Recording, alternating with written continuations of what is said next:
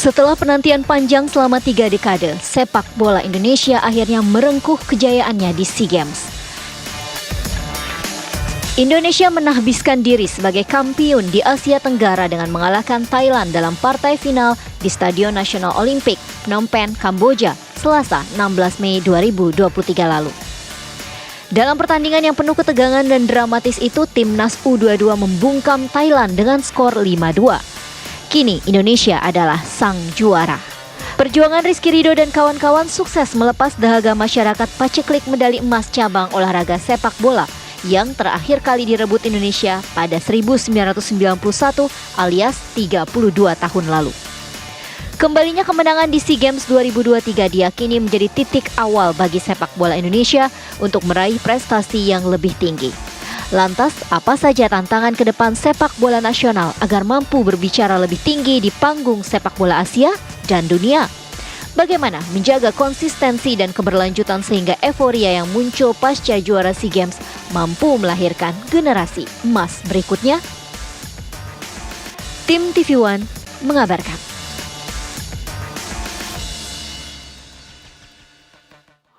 Sepanjang penyelenggaraan SEA Games yang merupakan pesta olahraga se-Asia Tenggara, timnas sepak bola kita 3 kali meraih medali emas 1987, 1991 dan terakhir adalah pada Selasa malam lalu 2023. Apa yang kemudian menyebabkan kita begitu lama harus menanti 32 tahun untuk bisa menjadi juara lagi di level Asia Tenggara? Dan juga kita harapkan kemenangan ini tidak hanya berhenti hanya sebatas pesta pora, hanya sebatas euforia saja. Tapi apa yang harus bisa kita harapkan dan kita lakukan dari timnas kita ini. Dan untuk bisa membahas mengenai hal ini sudah hadir secara daring para legenda tim nasional kita yang juga pernah meraih medali emas tentunya di ajang SEA Games. Ada Mas Aji Santoso yang juga merupakan bagian dari skuad dari timnas sepak bola yang meraih medali emas di SEA Games 1991. Assalamualaikum warahmatullahi wabarakatuh, Mas Aji, selamat malam. Waalaikumsalam, selamat malam Mbak Putri. Baik, dan juga sudah ada Kang Roby Darwis yang juga menjadi bagian dari timnas SEA Games yang berpartisipasi di pada saat itu tahun 91 dan juga tahun 87 dan juga hasilnya adalah medali emas. Assalamualaikum warahmatullahi wabarakatuh. Selamat malam Kang Roby Darwis. Waalaikumsalam, selamat malam.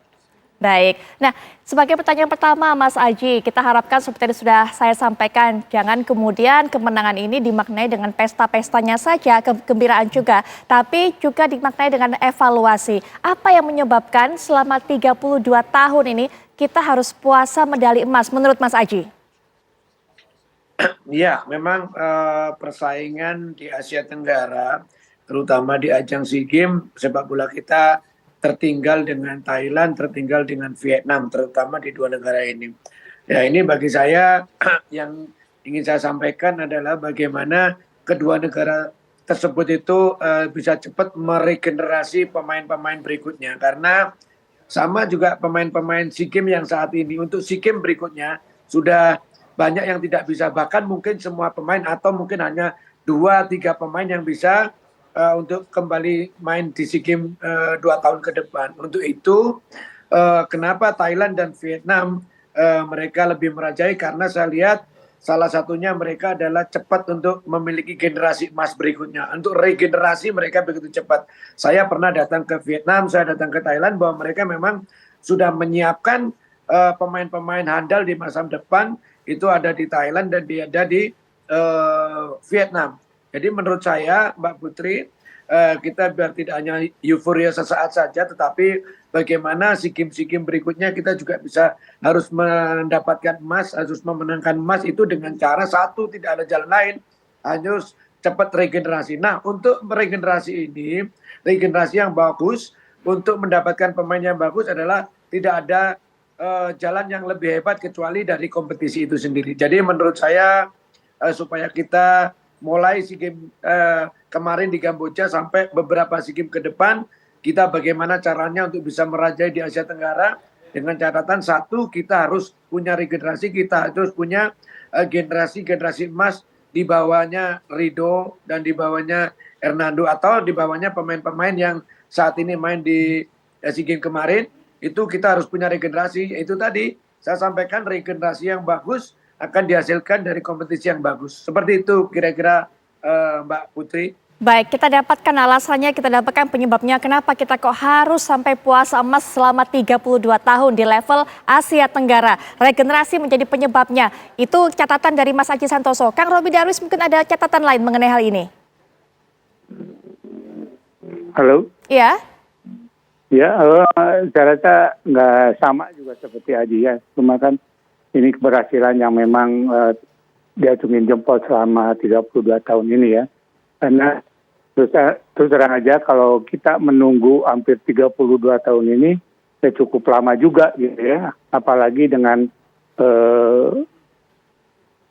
kemajuan apa yang dikatakan Aji baik itu Vietnam maupun Thailand, mereka cukup bagus untuk memutar roda kompetisinya juga. Dan sekarang punya kerangka seperti ini harus benar-benar dipertahankan untuk tim kita ya, terutama untuk kedepannya itu bisa berkiprah di liga kita gitu, di Liga Indonesia gitu ya. Dan pemain-pemain ini diberikan kesempatan untuk bisa bermain full gitu kan di liganya masing-masing nanti atau di klubnya masing-masing.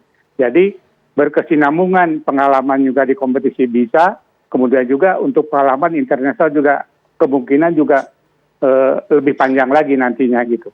Baik, Kang Roby, ini miss-nya di mana, Kang? Masalahnya di mana soal regenerasi ini? Apakah karena kompetisinya yang kurang untuk faktor ataupun juga untuk para pemain umur gitu di bawah pemain ataupun juga pemain remaja, atau ada faktor-faktor lainnya? Kalau menurut saya sih ya kompetisi kemarin itu banyak terhenti ya, kemudian ada masalah-masalah, kemudian juga dari faktor grassroots-nya juga untuk ke depannya itu tergantung dari federasi juga. Kalau memang roda itu berputar dari bawah sampai ke atas, itu otomatis kita juga tidak kekurangan untuk pemain SEA Games berikutnya gitu. Butuh kebijakan seperti apa sih Mas Aji agar masalah regenerasi ini terselesaikan, Mas Aji? Iya, Mbak Putri, kemarin saya membaca aturan di kompetisi musim depan. Salah satunya adalah harus memasang pemain di bawah under 23. Di bawah 23 minimal 45 menit. Ini menurut saya cukup bagus. Karena bagaimanapun juga dengan datangnya banyak pemain asing, tentunya akan mereduksi jumlah pemain kita. Apalagi untuk musim ke depan ini adalah pemain asingnya jumlahnya 6 semuanya, Mbak. Artinya semakin sedikit pemain kita yang ikut dalam starting 11. Untuk itu, saya sangat mendukung dengan aturan yang diberikan PSSI kepada kompetisi musim depan besok, bahwa harus memasang pemain sebagai starting 11 minimal 45 menit. Kalau saya sangat setuju saja, karena apa? Karena kompetisi ini kan tujuannya adalah tim nasional. Jadi kita apapun, meskipun ini memang di era profesional, tetapi jangan lupa mengedepankan bahwa Indonesia juga membutuhkan pemain-pemain yang bagus untuk menjadi pemain nasional, karena indikator dari majunya sebuah negara di dalam bidang sepak bola itu adalah bagaimana tim nasional itu bisa berprestasi. Jadi menurut saya sampaikan malam ini, saya sangat setuju dengan regulasi yang disampaikan PSSI kepada klub-klub yang harus memasang pemain usia muda. Ini salah satu untuk mendongkrak supaya pemain-pemain kita tetap memiliki jam terbang. Yang berikutnya, kalau Mbak Putri tadi menyampaikan kenapa sih 32 tahun, yang di mana disalahnya, kita harus akui, kita jujur, sekarang sudah mulai ada grassroots diputar.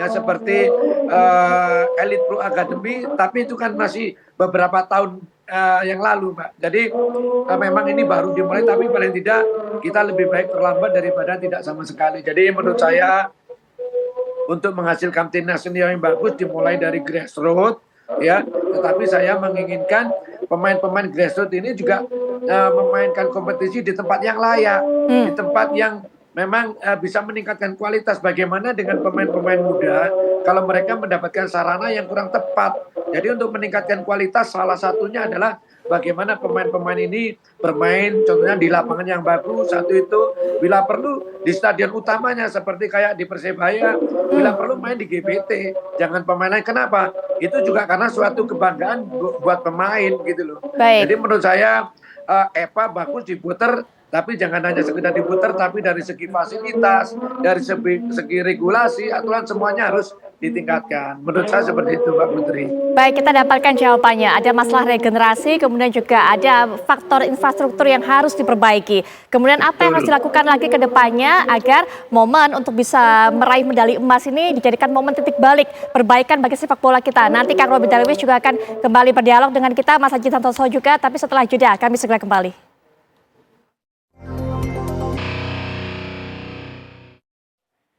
Rasa rindu yang begitu besar, timnas kita untuk bisa menjadi juara akhirnya membuat masyarakat ini tumpah ruah membanjiri jalanan. Mulai dari semalam mereka mengawal bus dari para pemain ini mulai dari Bandara Soekarno-Hatta sampai kemudian Hotel Fairmont. Dan juga kemudian hari ini pun terjadi lagi. Mulai pagi tadi jam 8 lebih lah ya, mereka kemudian diarak, banyak sekali masyarakat yang memenuhi jalanan.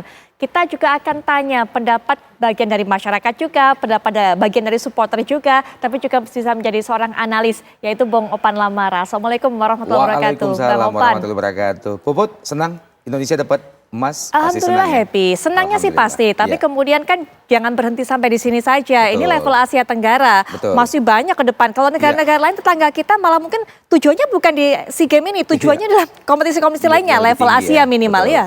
Ya, saya setuju. Euforia boleh saja, tapi rasanya seperti kata Ketua Umum hari ini, cukup sampai di sini. Kita harus kembali bangkit, kembali bangun dari euforia ini untuk menatap, seperti yang kata Puput tadi, menatap level yang jauh lebih tinggi lagi. Jangan lupa tahun ini saja kita masih akan menghadapi Piala Asia, di mana Indonesia lolos. Kemudian kita juga akan ikut di Asian Games. Ada 2. Kemudian tahun depan kita juga sudah harus sibuk bersiap-siap untuk ikut di Prapiala Dunia di Asia. Nah, kalau kita berbicara tentang bagaimana Indonesia mendapatkan emas di SEA Games setelah 32 tahun, kemudian euforia yang luar biasa puncaknya hari ini, maka sekali lagi ini adalah merupakan pelampiasan yang wajar. Bagaimana tidak, 32 tahun lamanya kita harus menunggu untuk bisa berprestasi emas hanya di level Asia Tenggara. AFF, salah satu yang bergengsi lainnya di Asia Tenggara, bahkan kita belum pernah juara. Sehingga ini sangat wajar. Tapi kalau kita berbicara tentang apakah kita sudah bangkit sepak bolanya, ya mudah-mudahan ini menjadi pelecut, ini menjadi awal. Karena kalau kita melihat bagaimana grafik dan juga statistik penampilan timnas Indonesia selama SEA Games, dari hasil memang ya 100% sangat memuaskan. Kita adalah satu-satunya tim yang selalu menang dalam setiap laga selama SEA Games kemarin. Kemudian kita juga adalah tim yang mampu menciptakan gol paling banyak. Kemudian juga kebobolan paling sedikit. Kemudian kalau kita berbicara secara umum dari statistik pertandingan, sebetulnya saya melihat bahwa dari sisi kualitas permainan, melihat dari statistik pertandingan, maka Vietnam masih sedikit di atas Indonesia maupun Thailand. Pada saat semifinal misalnya, statistik menunjukkan bahwa Vietnam di atas segala-galanya dari Indonesia. Ball position jauh bahkan perbedaannya, kemudian passing itu berbanding 400 dengan 200 lebih, bahkan passing komplit mereka yang sempurna itu sampai 80% lebih, hasilnya yang mereka kalah. Begitu juga shot on goal, mereka lebih unggul. Kemudian saat Vietnam juga menghadapi Thailand, Vietnam juga lebih sedikit di atas Thailand. Nah, ada 2 perubahan yang luar biasa. Saya singgung sebelum final ini bahwa jika kita bisa membenahi faktor mental bertanding dari anak-anak, maka insya Allah Thailand, Vietnam itu masih kelas kita. Bukan hal yang sulit untuk kita kalahkan. Dan ternyata di bawah kepemimpinan Coach Indra Syafri, pembenahan mental ini luar biasa terlihat ya. Kita tidak pernah lagi kelihatan gugup dalam bermain. Kita tidak pernah lagi kelihatan seperti kalah sebelum pertandingan.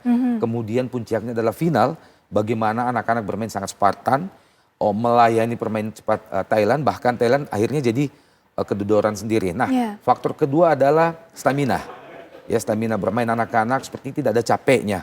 Bahkan di perpanjangan waktu pun mereka terus mencecar Thailand, mengajak Thailand untuk bermain pada level yang tinggi.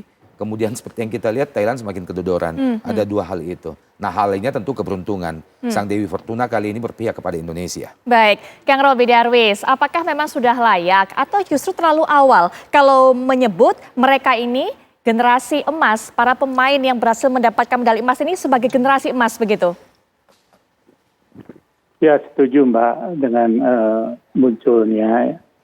Kita hampir lama menunggu 32 tahun ini. ini awal yang baik buat tim Indonesia itu ya untuk kedepannya. Ya kita tinggal mengelola aja untuk kedepannya apakah kita lebih meningkat lagi di level Asia atau lebih daripada itu, karena dari segi kualitas kita mampu untuk bersaing di tim-tim lain gitu kan. Makanya untuk tim yang sekarang itu yang menurut saya di atas, walaupun tadi secara ball position kita masih di bawah, tapi mereka bisa ditingkatkan dia lebih tinggi lagi nantinya itu kan. Baik, harapan kita bersama. Mas Aji juga mungkin bagaimana melihatnya? Banyak yang menyebut karena ini sebagai generasi emas begitu. Tapi yang kita harapkan jangan-jangan sebutan ini malah membuat mereka jumawa, malah membuat mereka lupa diri, Mas Aji. Ya, saya sangat setuju kalau dikatakan bahwa generasi ini adalah generasi emas. Kenapa? Yang pertama, kalau kita lihat komposisi pemain mulai dari penjaga gawang sampai striker, mereka memiliki kualitas yang bagus. Mulai Hernando, Rizky Ridho, Beckham, Marcelino, Ramadan Sananta, mereka memiliki kualitas permainan yang cukup bagus. Jadi menurut saya memang ya selama ini kenapa dia dikatakan generasi emas, karena memang salah satunya buktinya mereka mendapatkan medali emas gitu loh. Artinya apa? Bahwa pemain-pemain ini jujur bisa disejarkan dengan Vietnam, dengan Thailand. Terbukti ini pertandingan resmi, mereka di semifinal mengalahkan Vietnam, di final mengalahkan Thailand, bahwa ini bukan satu kebetulan. Dan perlu diingat kenapa pemain-pemain ini bisa tampil sebagus itu di SEA Games. Jangan lupa, sudah saya sampaikan di depan tadi, bahwa mereka ini adalah pemain-pemain yang main reguler di kompetisi kita, Mbak Putri. Pengalaman dia dapat, dia lihat pemain belakang kita, pemain belakang timnas kita di klub berhadapan dengan pemain-pemain asing. Pemain tengah kita juga berhadapan dengan pemain-pemain asing. Pemain depan kita, Ramadan Sananta, juga berhadapan dengan pemain-pemain asing. Jadi menurut saya, sekali saya sampaikan bahwa pembinaan pemain yang terbaik adalah di kompetisi. Maka dari itu, kompetisi ini harus, kedepannya harus digelar sebaik mungkin. Bagaimana caranya supaya generasi kita tidak putus, generasi emas tidak putus, supaya setiap tahun Indonesia melahirkan pemain-pemain yang berkualitas, ya bagaimana kompetisi kita membantu tim nasional. Caranya seperti apa? Menurut saya tidak sulit. Caranya, salah satu cara adalah bagaimana PSSI mengeluarkan regulasi. Kalau kita mau berbicara lagi di SEA Games berikutnya 2025 ya, sekarang PSSI harus mewajibkan setiap klub memainkan paling tidak 2 pemain berusia 20 tahun. Nah, karena apa Mbak Putri? Jangan lupa pemain-pemain muda kita pemain bagus-bagus. Permasalahannya adalah mereka kurang mendapatkan kesempatan. Nah, untuk mendapatkan kesempatan itu adalah dituntut seorang pelatih berani memunculkan pemain-pemain muda supaya nanti regenerasi di tim nasional kita tidak stagnan. Jadi menurut saya kompetisi ini harus membantu timnas. Yaitu tadi dengan regulasi seperti itu, bahwa klub mewajibkan pemain usia 20 tahun minimal 2 pemain harus main di liga. Bayangkan kalau kita minimal 2 pemain, sekarang ada klub 18, kita punya 36 pemain yang memiliki kualitas bagus, sedangkan untuk di timnas, di event-event paling kita hanya butuh 25 pemain. Seperti itu Mbak Putri. Baik, nanti kita akan berbincang lagi lebih lanjut mengenai kompetisi ini menjadi kawah candra di muka bagi para pemain. Tapi tentunya kita juga akan dengarkan bagaimana pendapat salah satu legenda timnas kita juga yang saat ini sepertinya sedang berada di Jayapura di tengah kesibukannya menyempatkan waktu untuk memberikan pandangannya mengenai keberhasilan timnas sepak bola kita. Ada Bang Ruli Nere. Selamat malam Bang Ruli Nere. Selamat malam Mbak. Baik Bang. Selamat malam TV1 pemirsa. Iya. Malam Bang Ruli. Bang Ruli ini juga merupakan salah satu pemain yang berhasil legend. menghadiahkan Indonesia emas di ajang SEA Games tahun 87 begitu ya Bang Ovan ya? Iya, betul. Bang Ruli, bagaimana melihat kesuksesan dari anak-anak para juniornya yang sekarang ini? Ya, kita juga bangga dan senang bahwa ada generasi penerus yang bisa dibanggakan sebagai pemain-pemain masa depan. Karena menjadi pemain-pemain masa depan ini kan mereka semuanya harus melalui proses. Gitu. Jadi tidak begitu cepat namanya diangkat, tahu-tahu begitu cepat habis. Jadi semuanya itu harus melalui proses. Jadi ini adalah awal untuk persepak bola kita. Baik, ini Gitu, adalah Pak. awal dan kita harapkan ini jadi momen kebangkitan. Begitu ya Bang Ruli Nere? Halo? Halo, ya. Ini adalah awal, jadi kita harapkan ini jadi momen kebangkitan ya Bang Ruli? Ya, benar. Baik.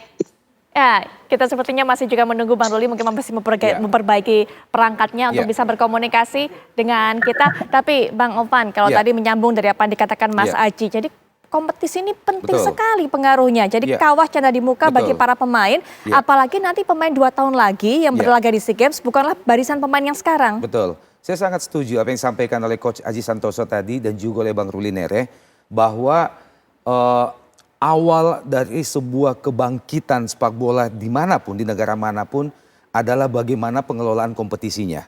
Dalam hal ini di Indonesia adalah Liga 1, Liga 2 misalnya.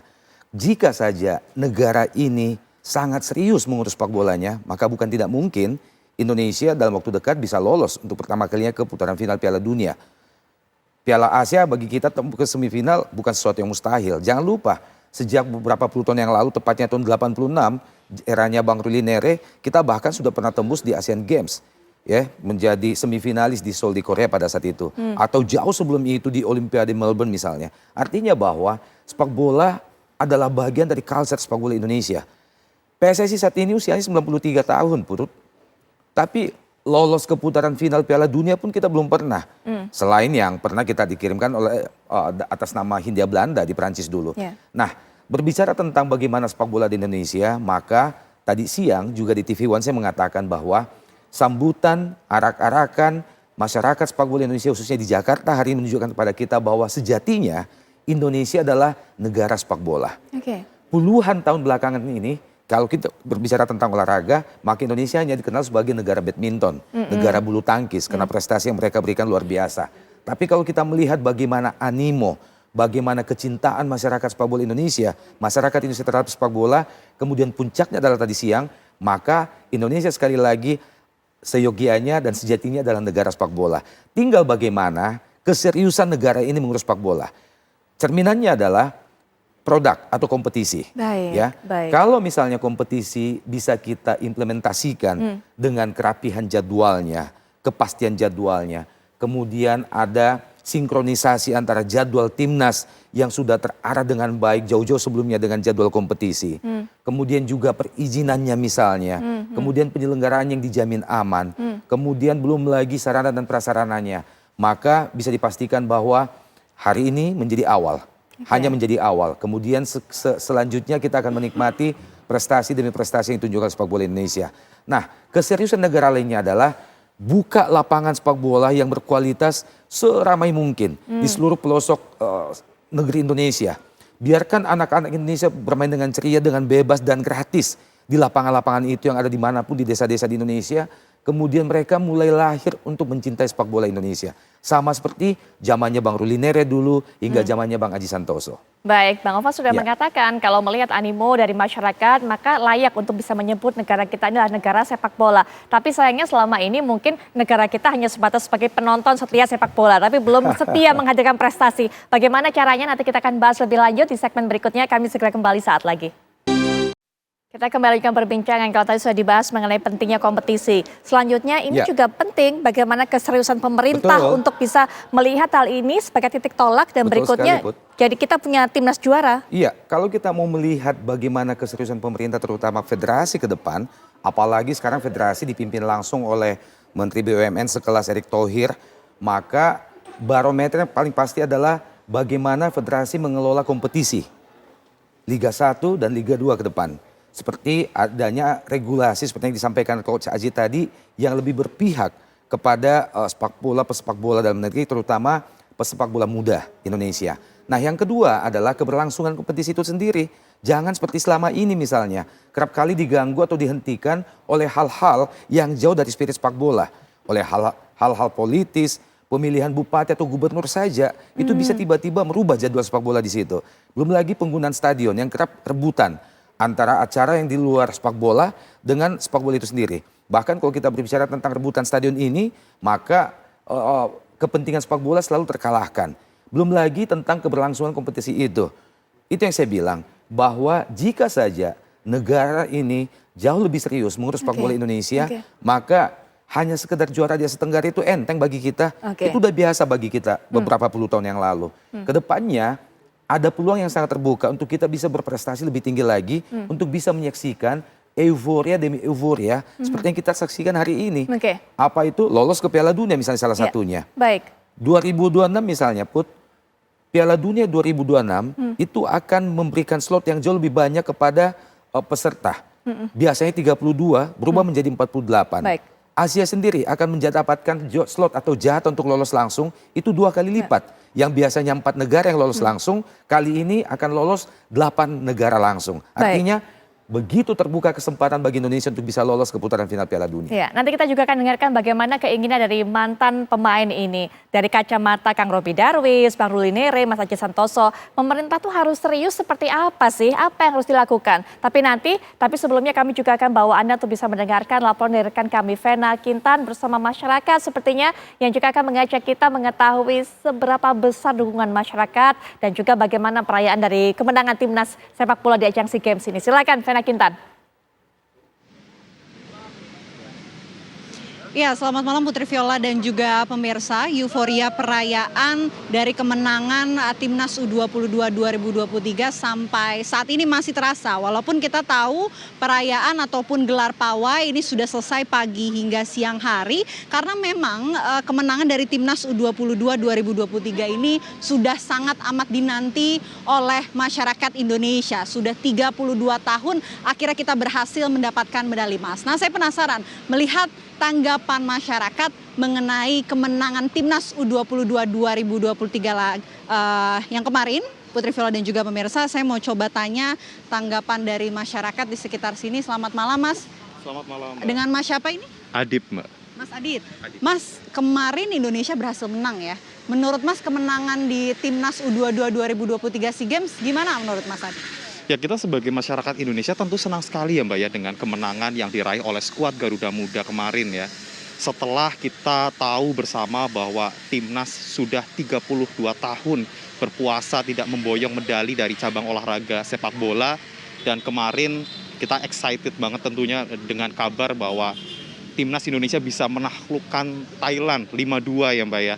Dan itu tentunya sangat, kita sebagai masyarakat Indonesia tentu sangat menanti hal itu dan berharap bahwa ini bisa menjadi salah satu momentum emas untuk memperbaiki prestasi kita di level dunia ya Mbak. Namun kalau boleh kita berharap ke pemerintah, yang jadi sorotan ini tidak hanya cabang olahraga sepak bola saja yang disambut dengan hingar-bingar dan lain sebagainya, namun juga pemerintah juga harus menerapkan equal treatment gitu, kayak semua cabang olahraga juga harus diperlakukan secara sama, terus juga bonusnya sama, perlakuan yang sama, perhatian yang sama. Mungkin itu sih harapan kita sebagai masyarakat gitu Mbak. Artinya harapannya ada perlakuan yang sama untuk cabang olahraga yang lain, tapi tentu mengapresiasi ya. Ada nggak harapan untuk pemain timnas ke depannya untuk bisa menunjukkan performa yang lebih baik ke depannya?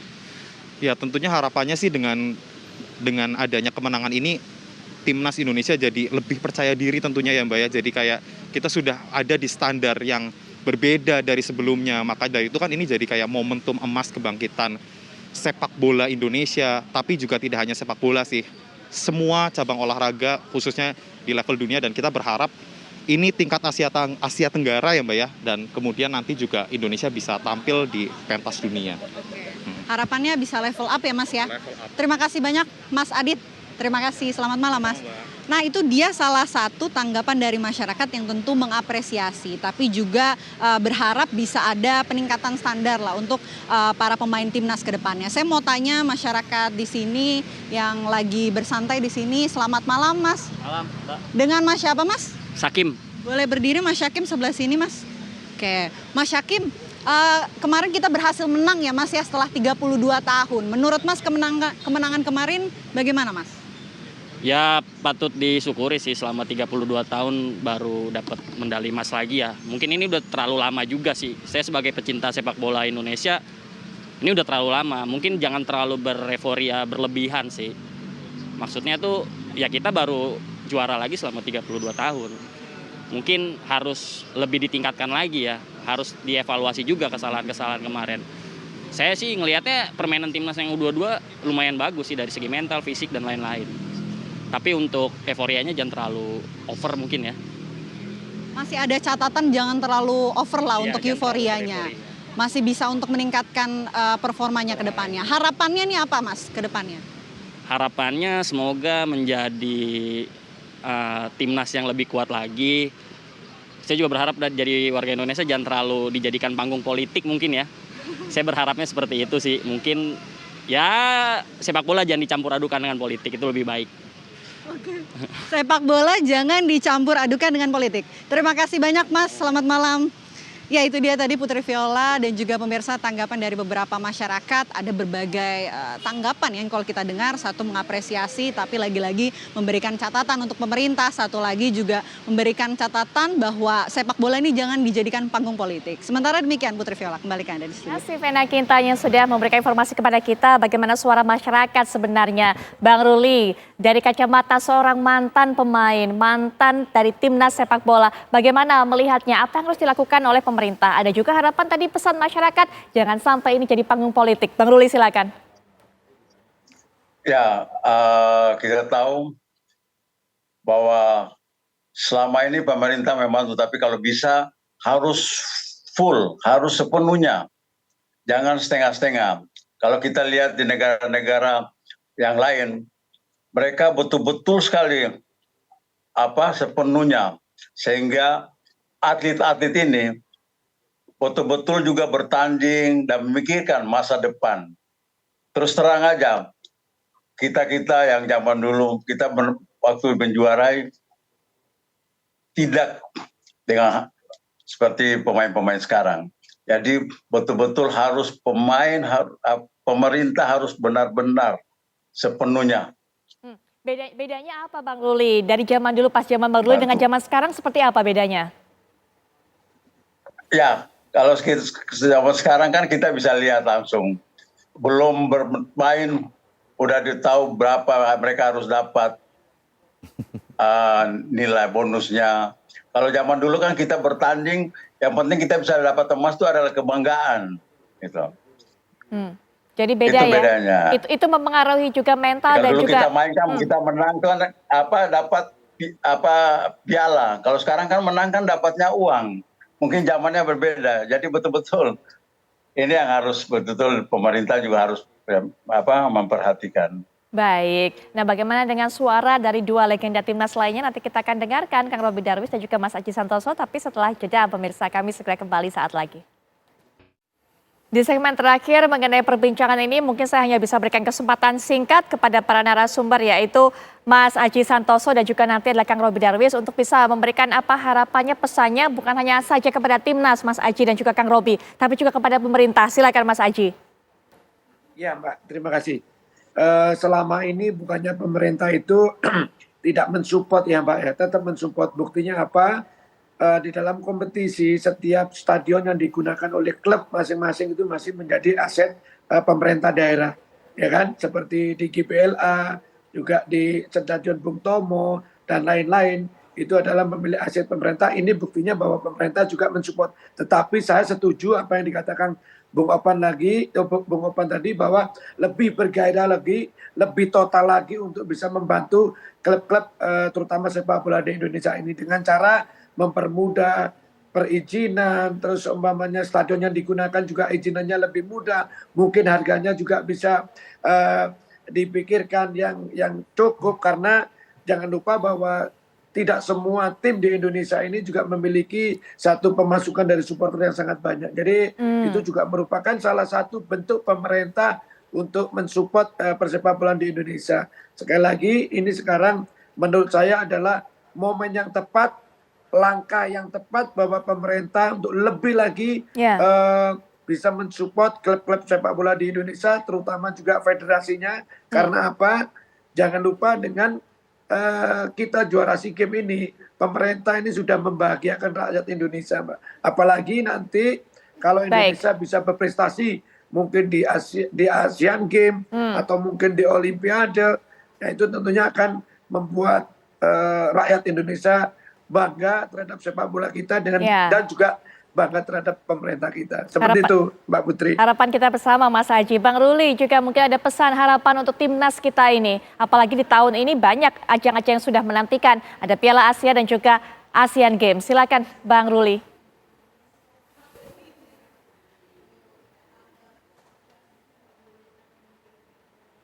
Bang Ruli, sepertinya kami tidak bisa mendengar suara Bang Ruli. Mungkin harus di-unmute.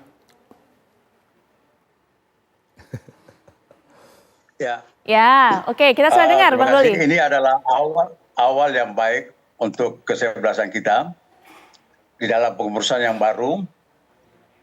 Tapi kita bisa tahu bahwa event-event di depannya adalah event-event yang sangat penting, dan yang kita akan hadapi itu adalah tim-tim yang lebih bagus lagi dengan kualitas yang lebih baik lagi. Karena yang kita hadapi nanti adalah tim-tim senior. Itu yang akan bisa memperbaiki ranking kita. Karena kita boleh terima kasih bisa bersenang dengan kemenangan yang kita raih ini. Tapi sekali tekankan, jangan yang sangat berlebihan. Karena di depannya masih ada event-event yang sangat penting sekali. Baik. Ada Asian Games, ada Asia Cup, dan lain-lain. Itu lebih penting sekali. Apalagi yang bertanding adalah tim senior. Jadi ini yang harus difokus terutama untuk kepengurusan baru nanti. Iya, Kang Roby Darwis juga pesannya, terutama bagi timnas senior kita. Kalau kemarin timnas SEA Games, timnas U22, nah timnas senior kita juga sudah banyak ajang-ajang bergengsi yang menantikan. Kang Roby. Ya, menurut saya tetap kita harus fokus di setiap eventnya, terutama dari meningkatnya permainan kita nanti ke depannya. Kemudian juga dari sekarang itu sudah mempersiapkan untuk ajang apa yang harus kita tindak lanjuti ke depannya gitu kan. Jadi kalau misalkan sekarang SEA Games, nanti persiapan SEA Games berikutnya harus tetap kita fokus. Kemudian juga persiapan Asian Games juga tetap kita harus fokus. Jadi semuanya harus sama-sama gitu. Kebersamaan ini kan harus ditunjang dari fasilitas lain gitu kan. Kalau misalkan dari kompetisi, kemudian juga dari rekrutmen untuk pemain nasionalnya juga ada berkesinambungan. Insya Allah ke depannya kita akan lebih baik lagi daripada sekarang gitu kan. Baik, seyakin apa Kang Roby untuk timnas kita nanti di ajang Asian Games ataupun juga Piala Asia, Kang?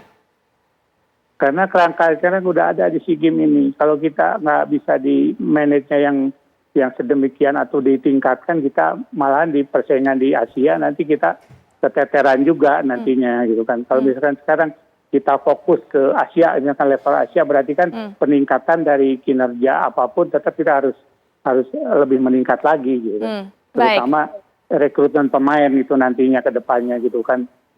Baik, singkat saja Bang Ovan, kerangkanya sudah ada di ajang-ajang berikutnya. Oke, paling tidak emas SEA Games ini harusnya menjadi pembuktian bagi kita bahwa sepak bola Indonesia is back. Sepak bola Indonesia telah kembali menjadi awal, menjadi pelecut untuk sepak bola Indonesia jauh lebih baik ke depan. Indikator tahun ini sangat mudah untuk kita temui. Apakah ini menjadi pelecut atau menjadi anti klimaks? Yang pertama adalah kompetisi, pengelolaan kompetisi sekali lagi. Profesionalisme pengelolaan kompetisi, terutama jadwal dan perizinannya. Yang kedua adalah keikutsertaan kita di dua ajang resmi lainnya, yakni Piala Asia dan juga Asian Games. Apakah di situ kita bisa tampil lebih baik dari ajang-ajang yang lalu, ajang yang sama yang lalu, atau kita kembali melempem seperti sebelum-sebelumnya? Maka saya ingin mengatakan bahwa harusnya momen emas SEA Games ini menunjukkan bahwa sepak bola Indonesia telah kembali. Baik, Bang Ovan, terima Ya, kasih sudah sama-sama. hadir. Kita harapkan bersama sepak bola kita Ya. akan kembali. Kemudian juga ini jadi momen perbaikan prestasi bagi timnas sepak bola kita di berbagai umur ataupun juga jenjang usia. Kang Roby Darwis, terima kasih sudah berkenan untuk bisa bergabung dalam perbincangan ini. Demikian pula juga Mas Aji Santoso, Bang Kang Uli Roby, Nere, Coach juga terima Aji. kasih semuanya Terima kasih. para legenda timnas kita. Coach Aji, Bang Ruli, Kang Robi. Terima kasih Bang Ovan, Bang Oke. Ya.